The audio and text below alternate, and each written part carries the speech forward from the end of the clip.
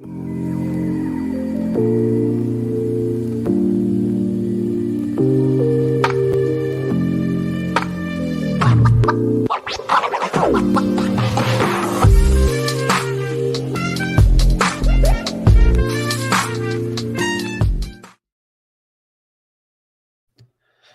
in, everybody.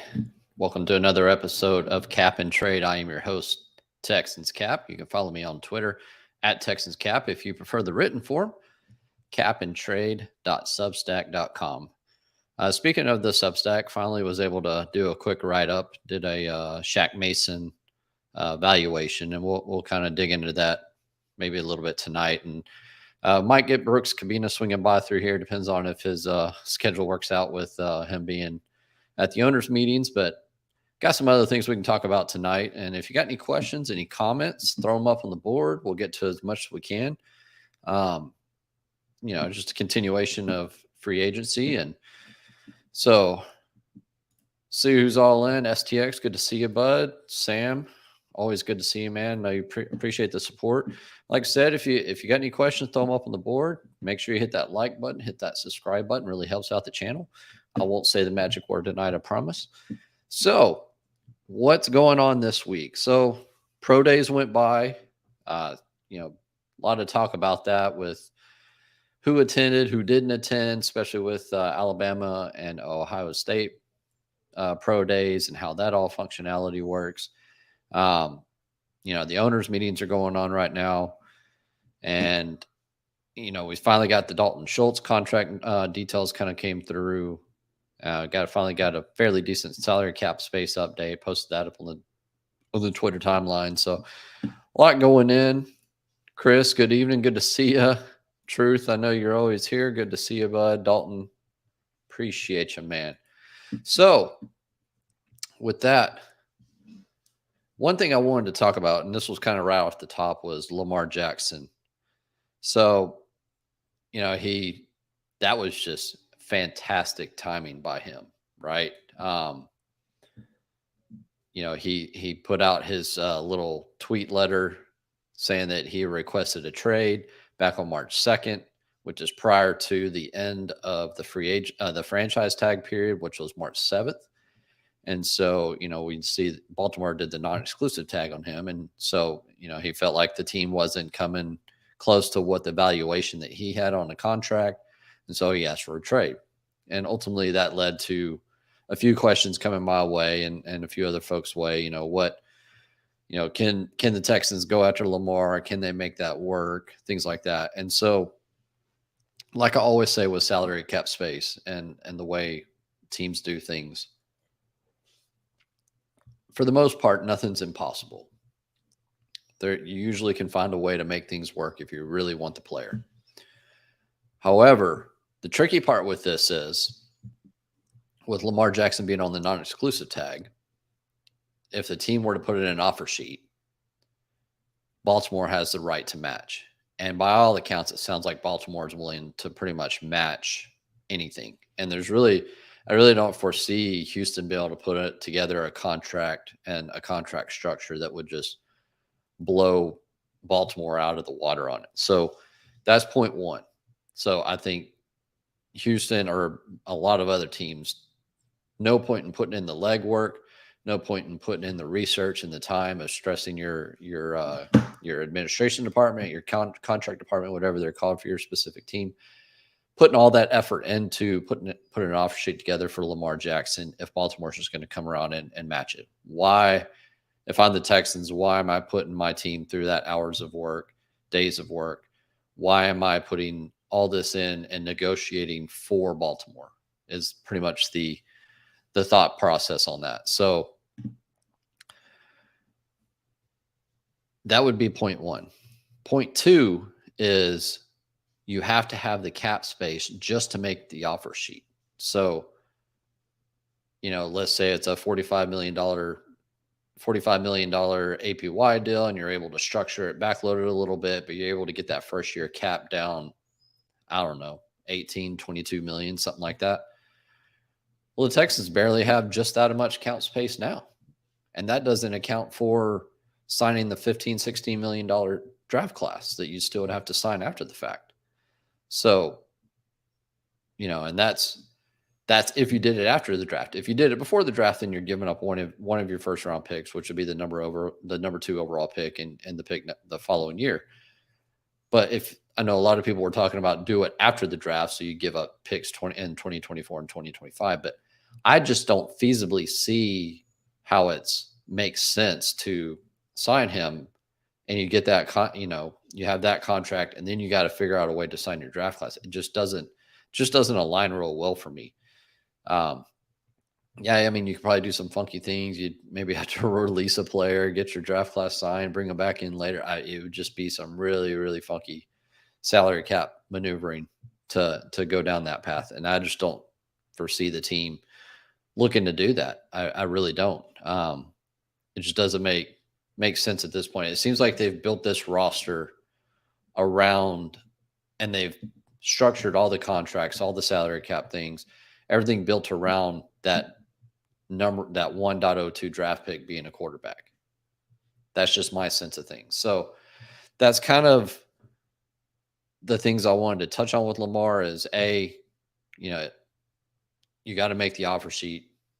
Baltimore's probably going to match. B, you got to have the cap space to even make the offer sheet, which Houston, I guess, typically probably could. But if you're going to put a very low cap number in year one, that just makes it even that much easier for Baltimore to match, because that is Baltimore's typical cap structure right off the bat, is a big signing bonus with a minimum P5 in year one. So that just plays right into Baltimore's hands. And you just start putting all those things together. It just doesn't really make a whole lot of sense for Houston. Would it be exciting? Yeah, it would. I mean, he's a very dynamic player.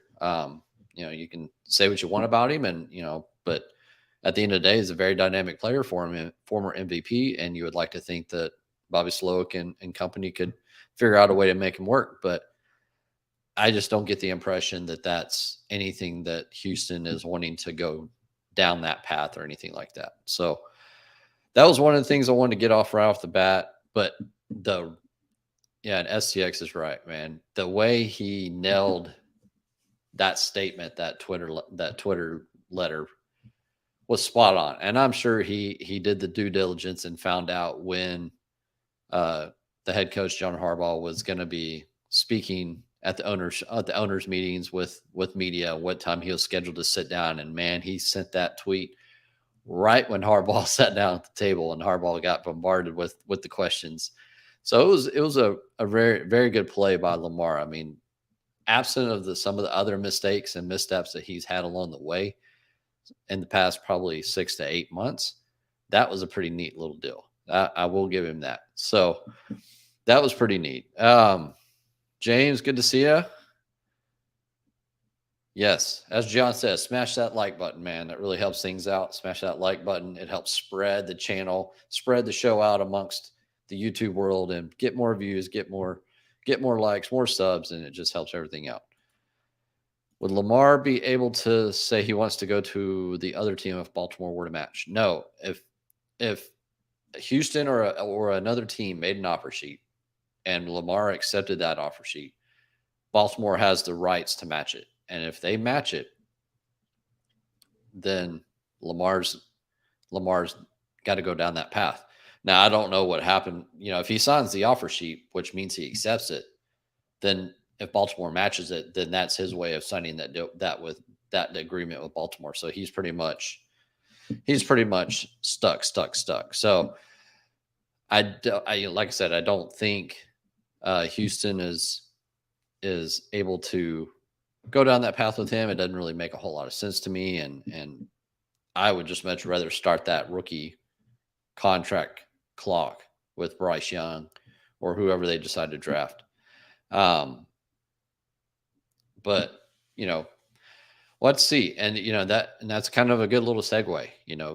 We saw the pro days happen. We saw the massive contingent that Carolina had on display at with CJ Stroud at the Ohio State day, and then the big contingent with Bryce Young, big contingent at Kentucky with Will Levis. Not quite as big of a contingent at Florida with Anthony Richardson, just because Dave Tepper was at the owners meetings. But that was that stirred up a lot of things on the Texans Twitter timeline for sure. Seeing the owner, the owner's wife, head coach, quarterback coach, general manager, director of player personnel. I mean, just this huge group of 8 to 10, 11, 12 people from Carolina going in to watch CJ Stroud's pro day. Then you look over at Houston and it's director of player personnel, Jamie Lipford. I'm sorry, I don't remember the two names of the other two folks, but it was regional scout and area scout, and that was it. And, some folks, I wouldn't say nobody was upset or anything. It just, it kind of raised some questions like, why is Nick Caserio and D'Amico not at the pro days for Bryce Young and CJ Stroud when, that is such a huge decision for this organization? Why would you not want to see that up front? And I get the thought process. I get the question. I understand why you would ask that question, but you see the way Caserio speaks, talks, handles things. He's got no emotions tied to anything when it comes to football related operations. And he's very much about efficiency and making every minute, every second count, and everybody. And of course, he comes from New England, of that nomenclature of do your job. So, you start factoring that all in together. It makes sense on that level that he is depending upon his scouting staff, his player personnel staff, to make the evaluations and bring back the information to him. That's just another piece of the puzzle. You had the combine. You had the interviews at the combine. You have 2 years of player tape to go on these quarterbacks. Then you have top 30 visits. So they will be bringing in Anthony Richardson, Will Levis, CJ Stroud, Bryce Young. They will be bringing all of those folks in for the top 30 player visits leading up to the draft. Reports had it that they have already met with Hendon Hooker. So I wouldn't be too concerned about Nick Caserio not attending the pro days because, like I said, you factor in all those things. He's got a ton of information available. He's leaning on his staff to do their job. That's what Jamie Lipford and his folks that's their job, is to scout and get the player personnel and get the profiles, get the evaluation set up and feed that information to D'Amico, Ryans, and Nick Caserio. And then you use the last piece, which is your top 30 visit, where you can have the player to yourself for hours upon hours, bringing them into the facility, meeting with different parts of the staff, meeting with coaching staff, meeting with, weight, the weight team, with the owners, they can meet with everybody, and you have, 5, 6, 7 hours with them all day long. So I think that's just a critical piece as anything. Now, one thing I will have a little bit of concern about is all the other players that are at those pro days, the Will Andersons, the Brian Branch, the, Jackson Smith and Jigba, get a peek look at Marvin Harrison Jr., for the next draft, things like that. So I think there is a little bit of, concern, and, why wouldn't you at least want to go look at those guys? But again, I lean back on Caserio is very much about efficiency and letting his people do their jobs. And one thing I always lean back on to as well is this coaching staff, because it took a while to get the D'Amico Ryans hired done, get the coaching staff in place, blowing through free agency. This team, had 19 free agents signed between players retained and new players signed. That you're already stretched in, you're already pushed behind on the calendar when it comes to where the staff was by the time the staff was put in place, getting into free agency. It's just a very compact schedule. So you put all that stuff together. It also leads to the point of, maybe that's why he didn't go, because he still had more things going on here. So, but it looks like Brooks is getting sorted up, ready to go here in a second.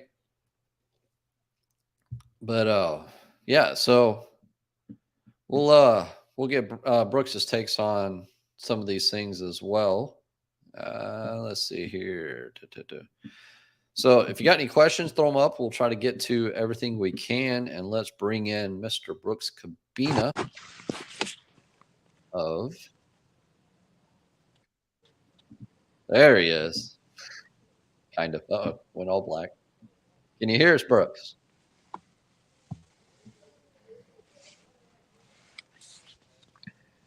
Can you hear us?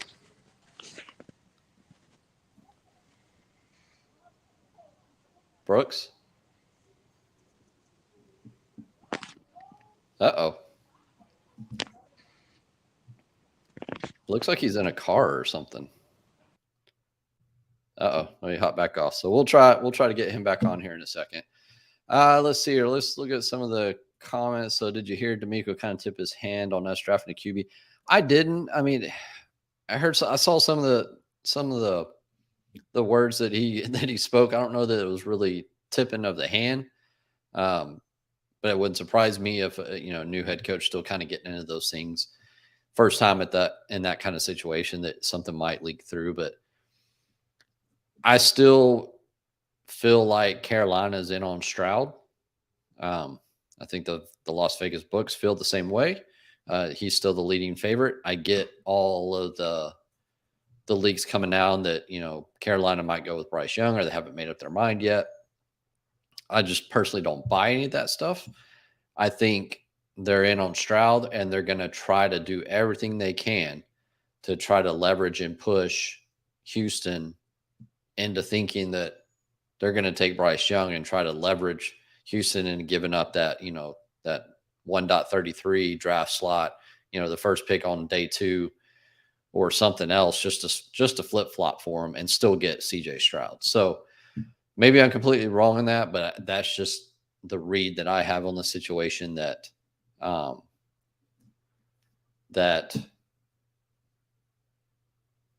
just feel like they're in on Stroud. So, but we'll get back to what I was talking about with the pro days and stuff. And I do know that, and I do acknowledge that Nick they had the University of Houston pro day, they had SMU's, they had some local ones, and there's something to be said about that.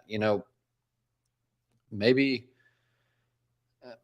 maybe you want your GM hitting some of those not lower, but less prolific pro days to where maybe you're looking for more day 3 information, more diamonds in the rough per se and things like that. So that would be the only other side piece to that, and like I said, the top 30 visits are going to be really, really crucial. That looks like Brooks is still having trouble getting connected in. It looks like he goes to different places. D'Amico hinting at taking a QB is different than saying it's going to be at pick 2. Yeah. I mean, I don't know. I feel like it's Bryce Young or nothing at this point. So what's the chance of Kirksey being a starting linebacker this year, Chris? I would say 0 with, I mean, Denzel Perriman's still not official. I'd heard it was going to be Wednesday or Thursday, and here we are Wednesday night, and it's still not official. So I don't know what's going on with that. I don't know if the medical stuff's still going through or what, but I assumed Kirksey would potentially be released once Perryman's deal is done. So, maybe you can get him on a pay cut and he becomes depth, but I just don't foresee him being a starting linebacker again this year. And I certainly hope not. Patrick, what's up, man? My favorite YouTuber. Oh, appreciate that. Let's see here. Tom McShay said he has a source that has never been wrong on info saying Carolina's going with Bryce. I mean, Todd McShay is definitely more plugged in than I am, but by a mile. So maybe Carolina. I mean, I feel like Carolina's just going to play this very, very tough game of trying to push the Bryce Young narrative, and maybe they're going to, but I just don't see it. I still feel like Carolina's in on CJ Stroud. So, Brooks is wandering around. I'm not even sure where he's at. Looks like he's trying to find. Let's see. Let me text him.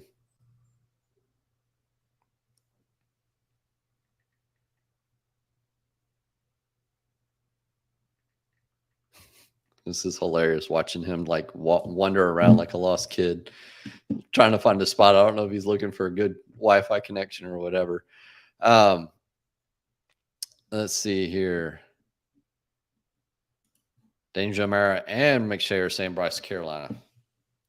Hey, maybe that's the case. So let's say that happens. Let's say Bryce Young goes to Carolina. I'm not that big on CJ Stroud. He looks like he almost feels like a safe quarterback, like a safe pick. He doesn't have that wow factor to me. He's got prototypical size. He's got a good arm, not a fantastic arm, but he's got a good enough arm to make all the throws. Put aside all the David Mulligetta stuff. But he just doesn't, for me, I'm not talking about for Houston or for anybody else, but for me, he just doesn't get me excited. If you wanted to trade back out of 2, and if you could get CJ Stroud later in the top 10, then maybe I could be a little more bought in, but I just don't like Stroud at 2 as much as I like Bryce Young at 2. And I've said that since October, that I feel like it's Bryce Young or nothing. So that would be my take on the situation if Bryce Young did go to Carolina at pick 1. If they went with Stroud at 2, who am I to argue with it? It's not for me, but he would still be a viable, good, strong quarterback especially in this system. I think this system, we've seen it work for multiple quarterbacks. So maybe it kind of worked for multiple quarterbacks, and it's not the most difficult system in the world. So maybe CJ Stroud would do well in it. But I feel like if Bryce Young went 1.1 to Carolina, I feel like Houston would shift dramatically. Whether it's taking Will Anderson at 2, trading back for Richardson or Levis, or look at one of those guys at pick 12 or something like that. But for me, that changes the whole dynamic. I just don't see Houston just saying, "Oh, you took Bryce Young. I guess we'll take CJ Stroud." I just don't agree with the premise that you're fine with whoever Carolina takes because you can take the other guy that's left over. That's just not me. I want Bryce Young. If it's not Bryce Young, then it's not CJ Stroud, and go with somebody else. Figure out a different plan. But you've got to be ready for both situations. You can't just depend on it. And I certainly don't want Houston to try to trade up. It's just a weird situation. I'm being super picky. I know I want Bryce Young at pick, number 2 and nothing else. I don't want to have to trade up to number 1 to get Bryce Young and give up, the first pick on day 2. And I don't want Bryce Young to go number 1 overall. So we'll see what happens. I feel like, like I said, those guys are pretty plugged in, but who knows? Tux Given, what's up, buddy? Sorry you're late. Yeah. We talked about Lamar in the beginning, so you didn't miss too much. Let's see what else is on here. Sam says the week of the draft when the biggest odds will be really telling. Yeah, shoot, the last draft, the Derek Stingley pick wasn't really known until what, like 30, 45 minutes, an hour before the draft started, that it was really like, oh, there's a chance they're going to take Derek Stingley. It wasn't really on my radar. So Sean says, even if Carolina takes BY, is Stroud just as good? Yeah, I just can't get on board with Stroud. I don't know why. Just doesn't have that it factor to me, and I just feel like he's a slight upgrade over Davis Mills. That's how I feel about Stroud. So, John, what's up, buddy? John likes Stroud a lot. Hey, good, man. I don't have any problem, but I don't want anything to do with Will Levis. Absolutely not. No. even though he's got history in the system. I mean, I don't like the idea of Anthony Richardson, but I would be much more apt to take Anthony Richardson than I would Will Levis. Will Levis, no thank you. But yeah, if BY goes to 1 overall, then I'm good with shifting. Go to Will Anderson. I'm a little iffy on Hendon Hooker as like a day 2 pick. If you wanted to go down that path, it just, I was listening to the Pros to Joe's podcast this morning, and it kind of hit something that I've been thinking about when they were talking about Hendon Hooker and Jalen Hyatt in that Tennessee system. That is basically the Art Briles system that Baylor ran for so many years, and that you never say never, but rarely do you see quarterbacks or wide receivers prosper at the next level coming out of that system. And there's some concerns, and Lance Zierlein was on there kind of echoing that thought, that there is concerns with Hendon Hooker coming out of that type of system and that his skills translating over to the NFL.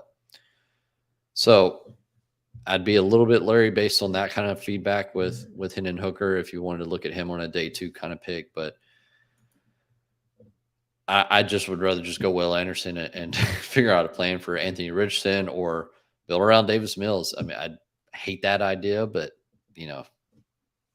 that's, I just hope it's Bryce Young. At this point, I'm not worried about Bryce Young's size. I'm not worried about, I think he's got the it factor. I think he can make all throws. You see him at his pro day, the way he throws. It's like Drew Brees, where he gets up on his toes and he's throwing, and so he's elevating his height. So I'm not really too concerned about his height, and they can build the throwing lanes for him and things like that. And I just think he's got the processing, the mentality that you want out of your quarterback.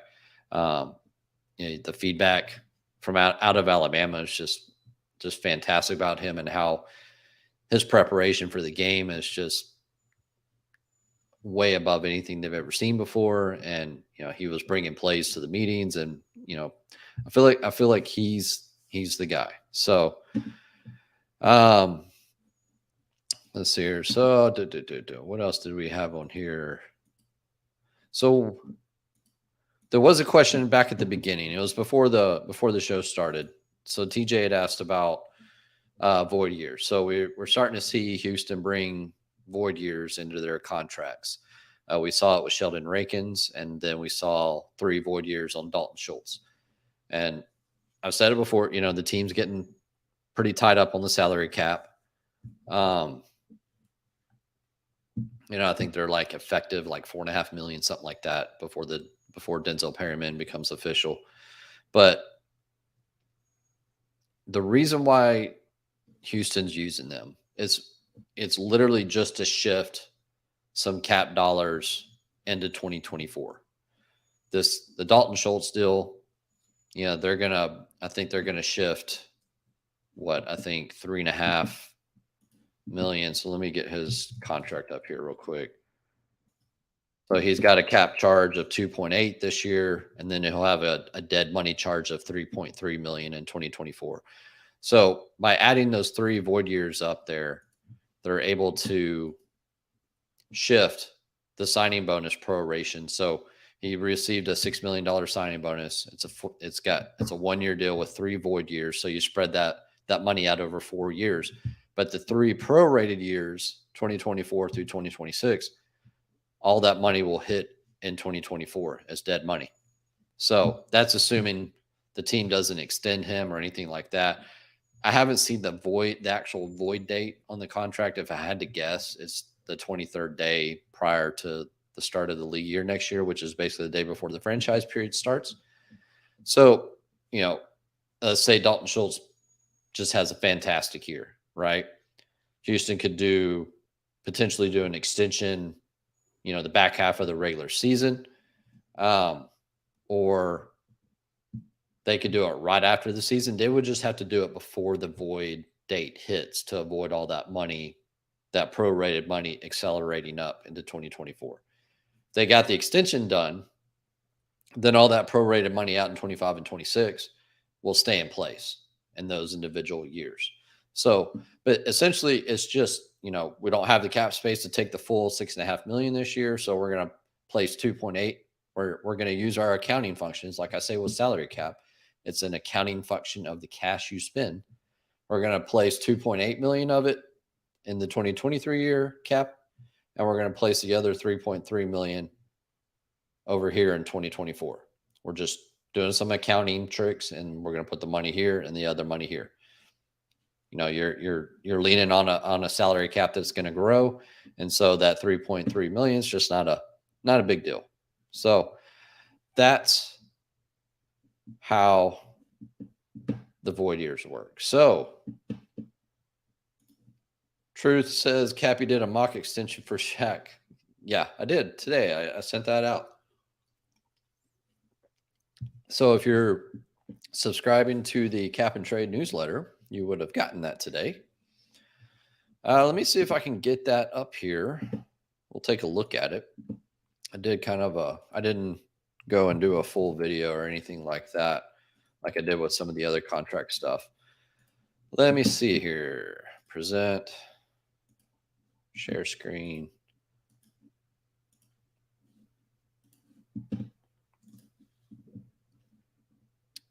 All right. Okay. So what we did is, this is the newsletter if you haven't seen it. So it's not, this one was a little bit shorter, but I kind of looked at the market, and there was a gap between Cody Whitehair, who was at, I think, 10.75 million per year, and then Ben Powers, who just signed a new unrestricted free agent contract at 13 million per year. And Ben Powers is 27 years old. Shaq Mason's 30. So that was kind of where I was looking at. And then, I hit up a couple of folks that do valuations on these contracts, and kind of ran some numbers past them. And we kind of settled on around 11.5 million per year as kind of a potential valuation. So that's where this came in. Let me zoom this in a little bit here.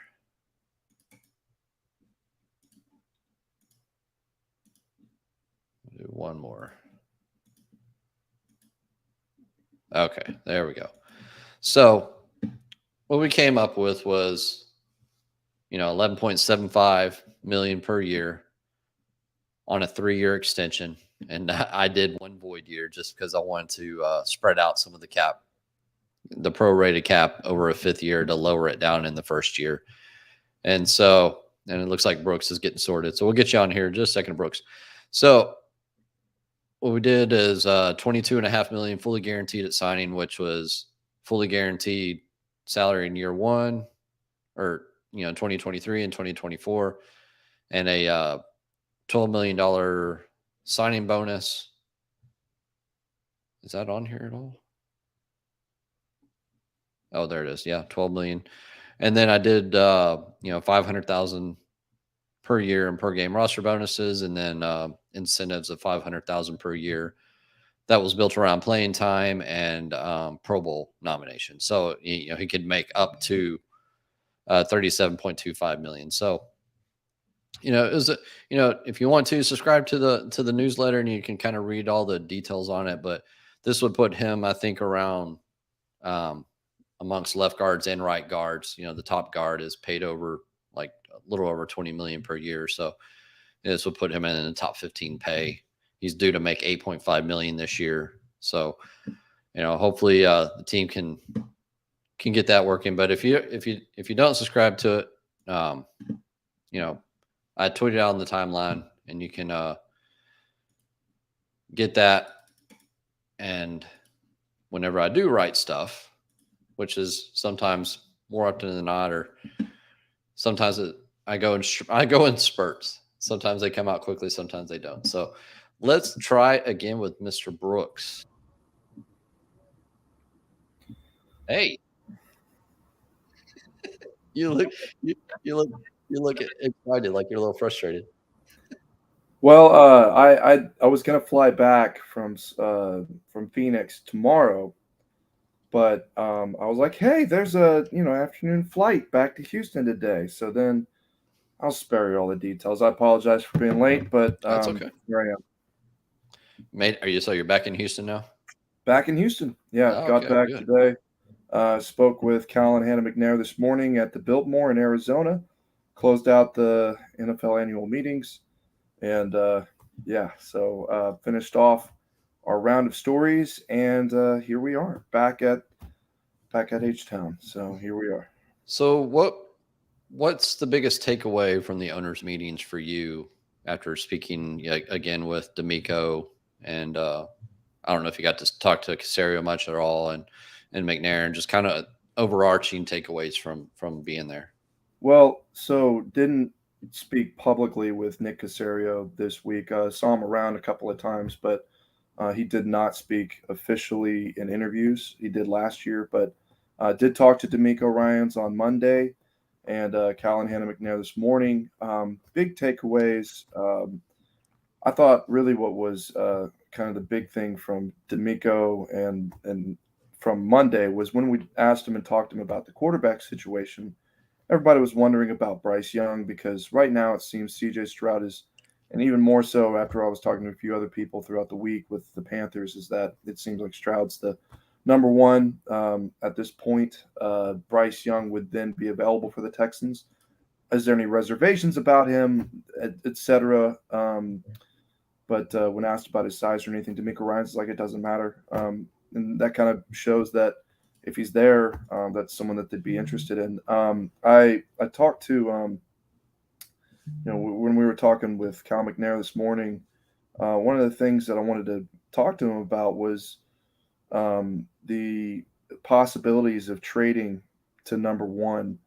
And I'm pulling up the quote right now. And because Chicago, whenever they were inquiring for trades, the Texans were interested. And I mean, the Bears took away from the Panthers 2 first rounds, 2 second rounds, and DJ Moore. I mean, they're looking for the highest bidder. So to go from 2 to 1 obviously would not have been that big of a jump for the Texans. So asking him again, I said, are you interested in moving up in the draft at all? And he said, well, I think Carolina traded with Chicago, and we were talking about that. If my memory serves, they moved up. They felt strongly, and we're up at number 2, and we'll find a really good player at that spot. So it sounds like they're content at 2, and that would be the course there. The other part of that, too, is more just talking strictly about quarterback options. I was sitting next to D'Amico Ryans when Lamar Jackson tweeted his trade request. Yeah. And I mean, somebody from Lamar Jackson, either Lamar Jackson or his camp knew that as soon as John Harbaugh sat down in front of reporters, boop, hit that send button. Yeah. That's what we were talking about here in the beginning. I was like, he had to have known time he was planning to sit down because that was too perfect. Yeah, everybody immediately starts questioning about that. So asked Cal McNair about interest in Lamar Jackson. And Jonathan Alexander, my beat partner, we were talking with him as well about a little back and forth about that. And he, let's see, pulling up the exact quote. I like to be correct and accurate with that kind of thing. But essentially, he didn't rule it out. And he was saying that, that would be someone of interest, but, that Nick Casario, that's something that he leaves up to him, and that he hadn't talked to Nick Casario about inquiring for Lamar Jackson. And then Jonathan asked, like, is that something that you'd be interested in suggesting to Nick Casario? And he laughed, and he was like, I mean, I don't need to tell Nick Casario what to be interested in. So, Nick, here's how I think that would probably happen if it were to happen. There are three scenarios here, right? So the Ravens are basically saying, if you think you're worth this much money, which the Deshaun Watson fully guaranteed, $230 million contract set and whatever he wants to get close to that. Yeah, go prove it. If you think you're worth that, go prove it to other teams. And the teams right now have the ability to basically set the market with him. So from my understanding, the Ravens would have an opportunity possibly to say, okay, other team has decided that they want to give you this amount of money. What do you say if we give you that money? So they're allowing kind of other teams to push the Ravens on their own side to decide whether they want to pay him as much as he wants, or he could decide to leave through trades or whatever. So the Texans basically are sitting like this. Let's say it takes this year's 2 and next year's one of them, 2 first rounders, sign him to maybe it might even take 3 first rounders. If it's 2 or 1, 2 or 3, they sign him to a huge deal, and they have a lot of cap space to work with. They could make that happen. But if they feel very confident about Bryce Young or one of both quarterbacks, CJ Stroud or Bryce Young, you're going to get him on a rookie deal. You're going to have you have so many other needs that you need to fill across the board. Like one of the big conversations of this offseason was, how do you fit a quarterback second contract of a premier quarterback and build out the rest of your team? The Texans was immediately jump into that problem instead of getting one of 2 elite quarterbacks coming out in the draft, and you have one of those 2 picks. So let's say if they didn't feel confidently in this case, if we think CJ Stroud's number 1, they weren't as confident Bryce Young, and that gap was this big, you could then theoretically go to the Panthers and say, all right, how about this year's 2 and next year's 1, and for just to move up 1 spot. So you're trading less for Lamar Jackson because you don't have to sign that rookie to a huge contract. So these are all the things that I would expect Caserio to be inquiring about. And given the options that are available, I think they'd be comfortable enough to stick with the rookie right now. I mean, I'm not in that mindset of Caserio. I wish I were. And they're going to have these top 30 meetings with Bryce Young and CJ Stroud. And when I say mindset of Caserio, I mean talk to him and hear it from his mouth. But top 30, these visits, they're going to bring them in, and that'll have more information to where, how they feel about both these quarterbacks. So it's pie in the sky for a lot of people with Lamar Jackson. I believe Arthur Smith from the Falcons said today that, like, when pressed for a reason of why they weren't interested in Lamar Jackson, he's like, well, he's been injured the last 2 years. Is he worth that money? Yeah. So that's one person speaking what I think a lot of people are feeling. So, so those were some of the main things about the quarterback situation. So right now, I think it's most likely that they stay at 2, and if CJ Stroud's gone, they'd be fully comfortable taking Bryce Young. Would they be fully comfortable taking CJ Stroud if Bryce Young went number 1 overall? I think so. So? Yeah. So y'all split up. Y'all went to the pro days. You got Alabama. What did you learn about Mr. Bryce Young and the Alabama pro day? So Bryce Young, in his 50 warm-up passes, or not his warm-up, his workout routine, clearly showed his strengths that that's what a pro day is for, is to show what you're best at. And the majority of his passes are 20 yards or less. And he was spraying from all sorts of different angles, going from under center, shotgun. They tried to create a little bit of a pressure just to show how he would roll out of the pocket. CJ Stroud called himself a ball placement specialist at the combine, and his tape reveals that. But Bryce Young is good on the run, under center, dropping back. It's clear that he would be able to fit in with any scheme on an NFL team.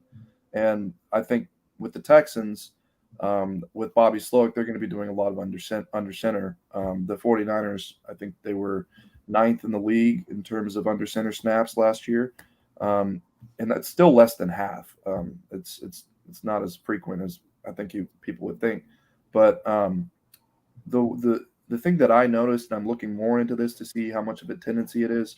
I've gotten through 3 or 4 games, just looking at Bryce Young and every throw he's made. And what happened in his pro day is whenever he was throwing 40 yards or more, he was 1 of 5, 1 of 6.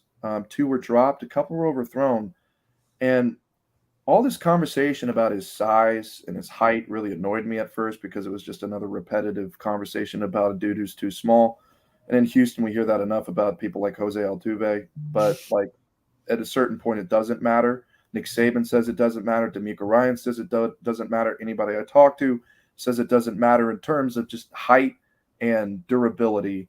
Because, again, the 49ers are a perfect example. Trey Lance getting hurt, Jimmy Garoppolo getting hurt, Brock Purdy getting hurt.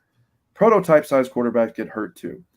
So the size factor that actually I think is at play here is Bryce Young's and I've talked to a few other people about this, is that in his throwing motion, whenever he's trying to throw deep, it is a noticeable difference.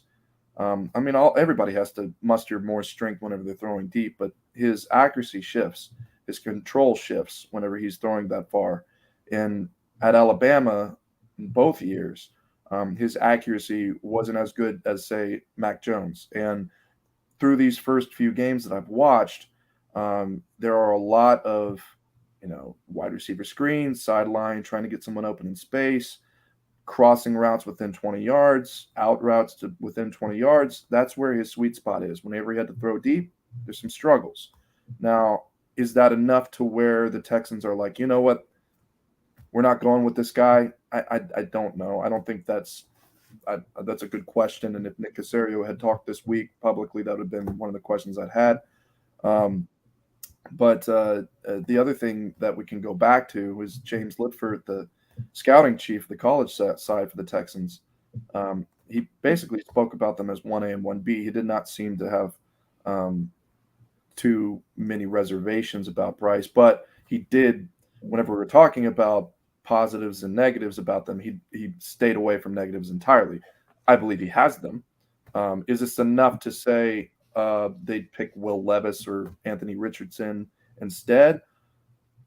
That'd be kind of a leap right now, in my opinion, just because what I've talked to people about was basically a few things that I saw within the first 3 or 4 games from last year. So, and matching it up with what I saw in his pro day. So that was kind of the takeaway there.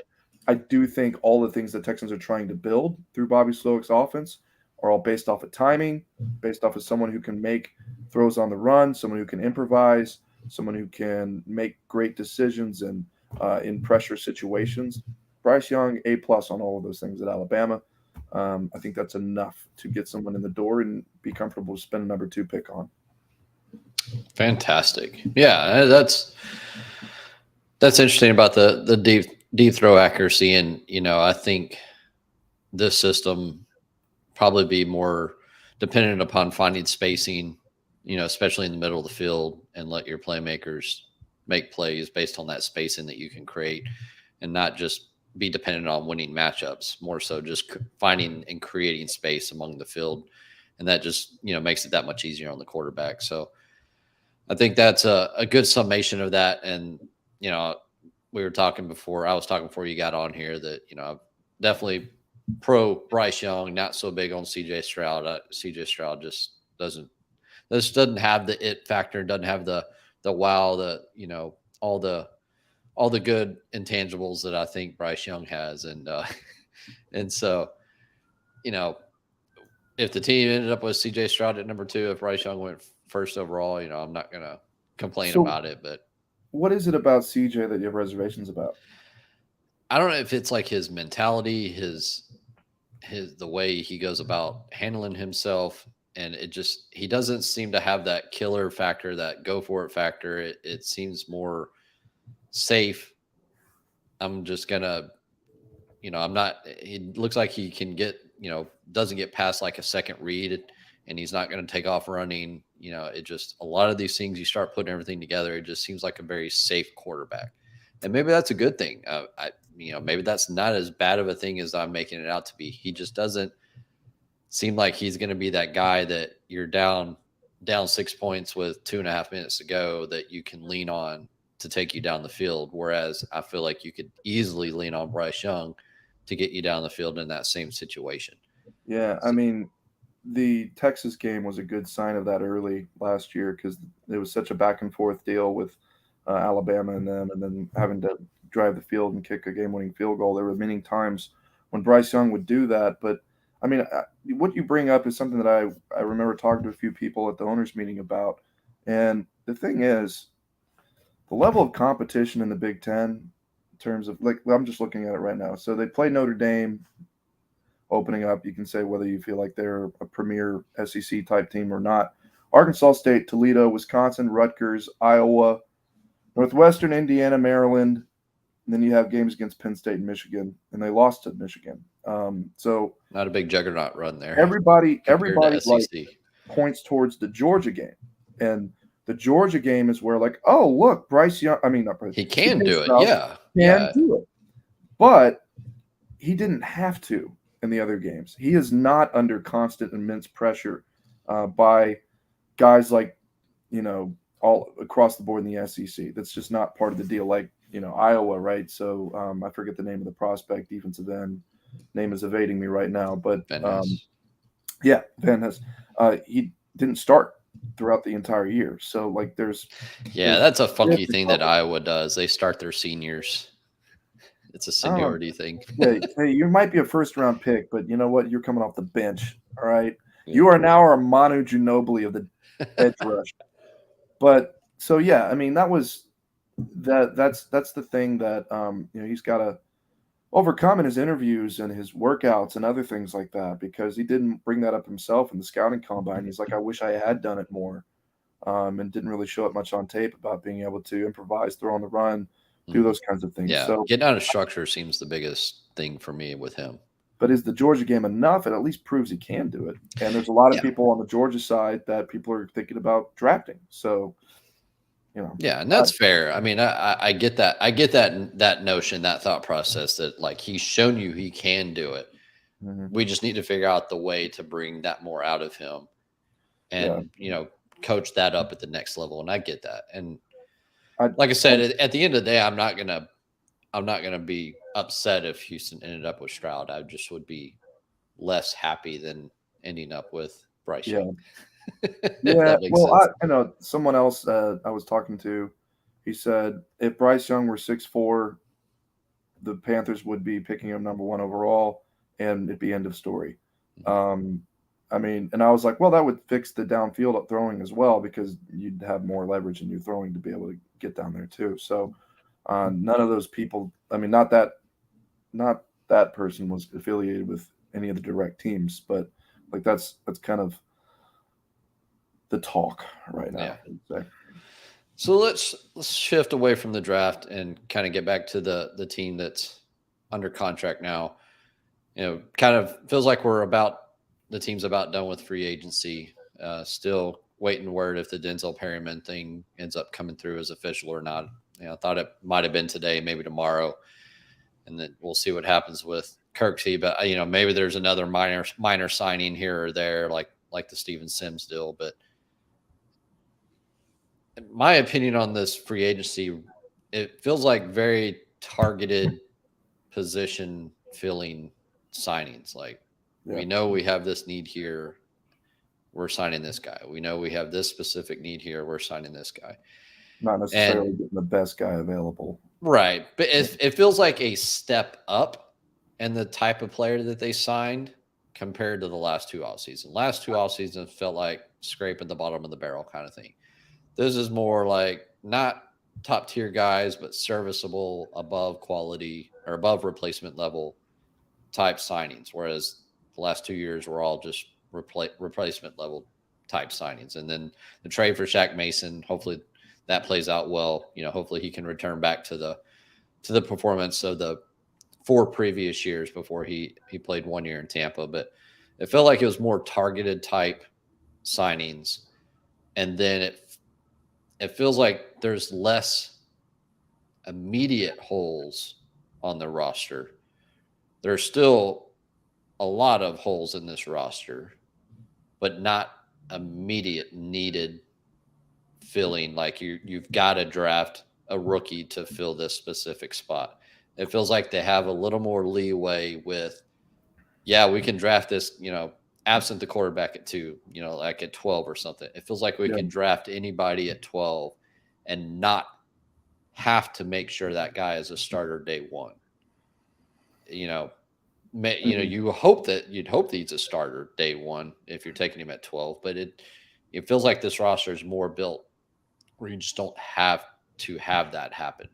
And then there are positions that have, pretty much almost every position has a veteran covering up the spot. Now the rookie could come in and beat out, they took an edge at 12. It could easily come in and beat out Jerry Hughes, could come in and easily beat out Grenard and be your day one starter. And that's fine. And then the other guy ends up as your depth. But that's just kind of my feel on this free agency run. It's just more targeted, slightly better player signings. Nothing's an overspend. They stuck with their evaluations. They missed out on probably 4 or 5 players from what I hear offline, just from letting that player's money offer from other teams exceeded their evaluation, and they were going to stick to their evaluation and not overspend. So that's just kind of my viewpoint on it. I kind of wanted to get your overarching take of free agency and how they've cultivated this roster from free agency so far. Yeah, I mean, I would say most of that I agree with. And the thing is like, I almost wonder if this was kind of the plan from the beginning, was that you'd start with these short-term contracts of people that you could afford. And then, I mean, there were names that nobody even knew really, unless you're really deep into football and understanding, okay, so this person, was, back up or whatever. Now he's available. And then last year you would pick up some guys that had some injury, uh, like an Obo Okoronkwo, right? Like, okay, so he might have had some potential with the Rams, but just could never really see the field. And now he needs a prove it deal. You've heard of him. There's a caliber for him. Sign him, see what happens. This year, I mean, the main thing that I think keeps them from being a top spender is not exactly the money that they gave some of these players. It's that the years are different. Like if they were to give the annual year for, Sheldon Rankins, like if they were going to do 3 years out, like for different guys like that, if they were to do a long-term deal with Dalton Schultz, like their spending would be a little bit higher. But I mean, you would I got the sense that and talking to D'Amico Ryans about this on Monday, about the free agents, wrote a story about that, and that was, I thought, a really interesting conversation, because really open about that. How he was like, we're not just going to pay players just to pay them, and if you have, you're not going to give A money to a B or a C player, and you're not going to get caught in bidding wars. So that's what happened with them. And now I was looking at a lot of like the premier players that were untouchable, like the Darren Paynes who signed back with the Commanders, defensive tackle that people would all have liked, the Roquan Smiths, the Daniel, like, and then like you were all the people under that. I was just looking through some of those. So like, let's see how the Darren Payne signing impacted the subsequent markets, right? So the Broncos, they had a defensive, interior guy, outerior guy, Zach Allen, yeah. Jermont Jones. Yeah, he went to Seattle and got took a 3 big years, dough. $51 million contract, and you didn't even start in a full season for all of them in 4 years. Like, is that a guy the Texans wanted to give a 3-year deal for? And like the Jaguars last year, they spent $250 million on players that at least had been, out there and had been contributing. Like the Christian Kirk, people would be like, wow, you overspent on that. But guy was a big time contributor. Yeah. And like that was what it was reasonable to, in some ways, to outspend people to get a good player on your roster. The Texans, like if they had done that with, I don't know, what would be an example? Like, okay, Juju Smith-Schuster, right? Yeah. That's a good one. Does he need Christian Kirk money? Like, I don't know. Like, do they need to put themselves in a position with that when they have all these, like 12 draft picks to work with? I still think that there are definite positions that they could address at 12 that, like, I almost think that they need a starter at wide receiver. I just do. I mean, you don't have full confidence that, I mean, Robert Woods is coming off of 2 seasons of like 500 to within 500 to 650 yards, and he's turning 31, 32. Is he going to be a guy you can commit to on every, like, can he be a go-to guy like Brandon Cooks was the last couple of years? Yeah.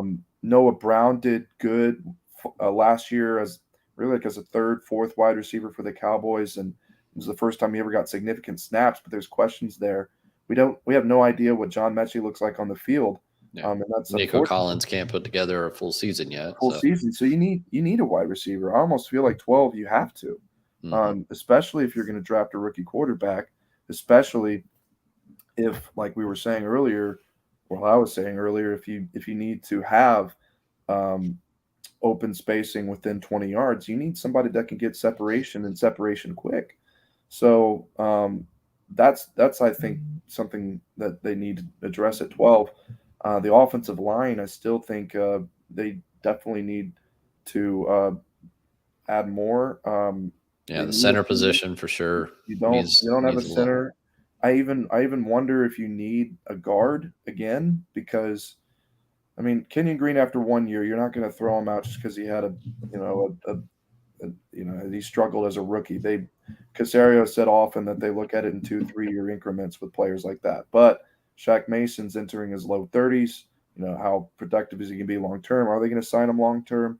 Um, Defensive edge, yeah. I mean, so that would be the conversation at 12. Is um, Tyree Wilson from Texas Tech, is he available to pick there? I mean, even like, let's just say Jalen Carter drops to 12.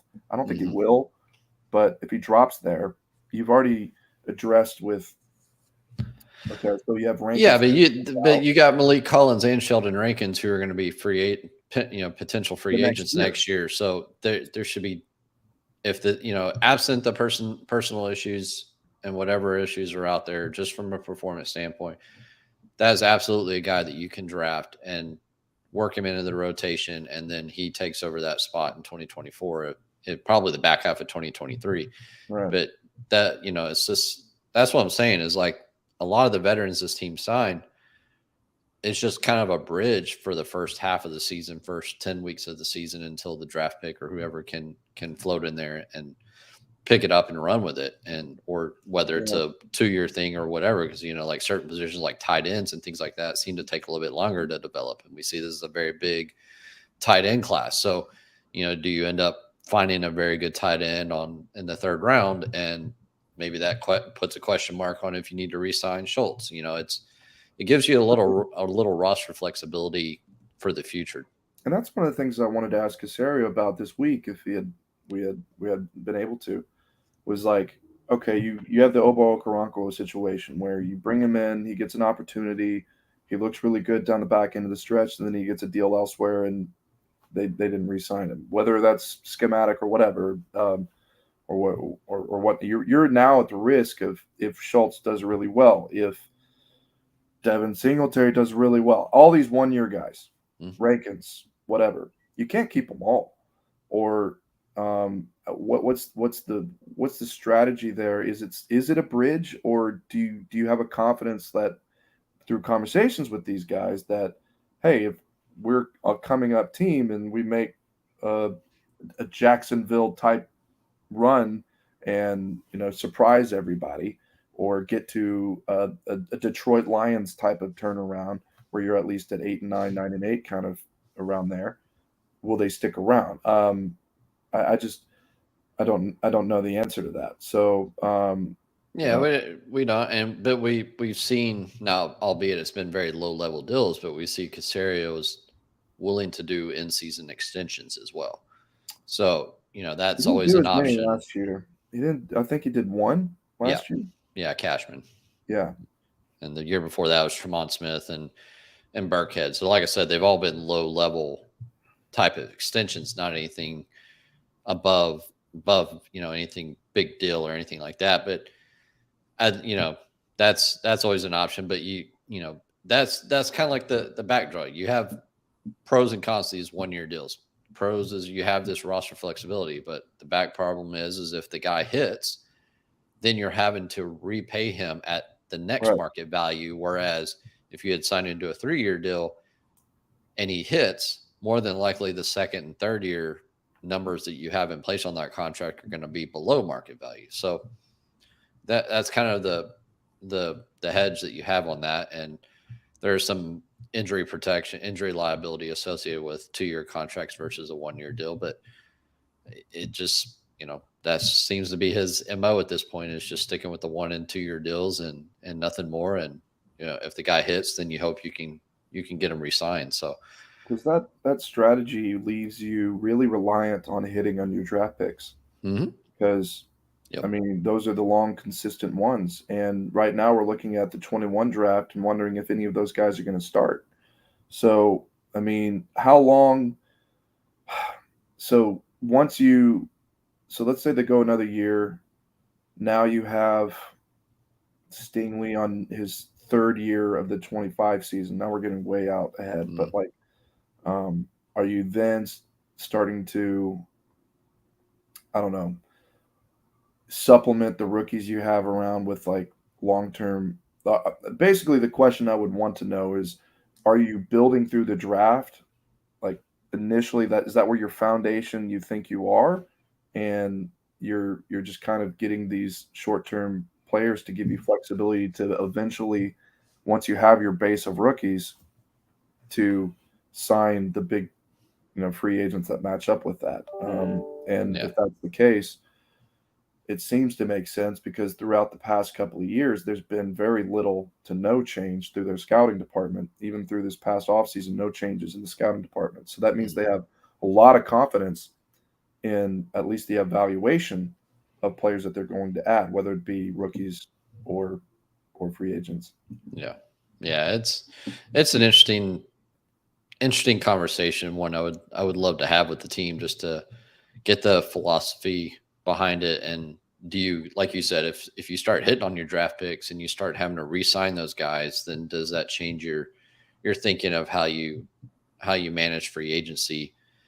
And because like D'Amico said, you're paying A money for a B player. That's typically what you're doing in free agency is you're paying top of the market value for a player, whether that player is a $5 million a year player or a $20 million a year player. Yeah. So you're paying top of that specific player's market. On top of, you have to always question, why is the previous team not keeping that player? Why are they letting them walk? Why are they not re-signing them?